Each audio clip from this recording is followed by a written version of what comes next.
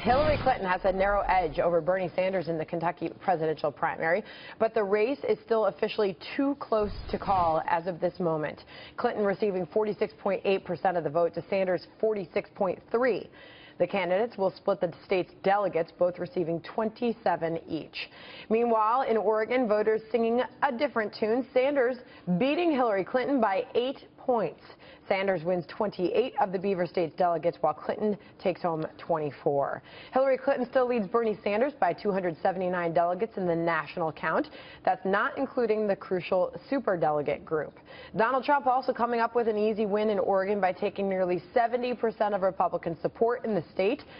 The presumptive Republican nominee getting closer to that magic 1,237 number he needs to secure the nomination. And joining us now is Democratic strategist Richard Goodstein, along with radio talk show host Larry Elder. Richard, I'll go to you first.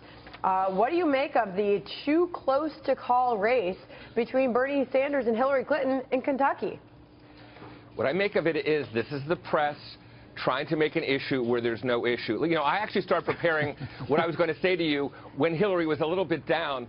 And you just said it. They split the delegates 27-27. That would have been the case whether Hillary won or Bernie won. The fact of the matter is it's a fantasy for Bernie Sanders to be telling his supporters that there's a path for him to win, because there's not. And the reason I say that is math. He'd have to win all the remaining states by 32%. He's not won a single state outside Vermont, his home state, by more than 22. So this is dream world thinking, and I hope your viewers who are savvy, who predicate their decisions on facts, right, and not on spin, understand that any talk to the contrary is utter fantasy. All right, Larry, so do we have to see Hillary Clinton team up with Bernie Sanders? Would she pick him as her running mate to unify the party? I think that's unlikely, but to his point, there is no issue as far as Hillary getting the nomination is concerned, but there certainly is an issue about her inability to put away a 74-year-old socialist who looks like he sleeps in his car. She's got a real problem with that wing of the Democratic Party. They believe she's tied to Wall Street. They're concerned about the muck from the Clinton Foundation. She is in trouble going forward. All right, guys, I want to get to this sound. Donald Trump's rhetoric during this campaign is now being compared to President Bill Clinton from over 20 years ago in his 1996 State of the Union speech. Listen to this. One of these areas is the problem of illegal immigration. After years of neglect, this administration has taken a strong stand to stiffen the protection of our borders. We are increasing border controls by 50%.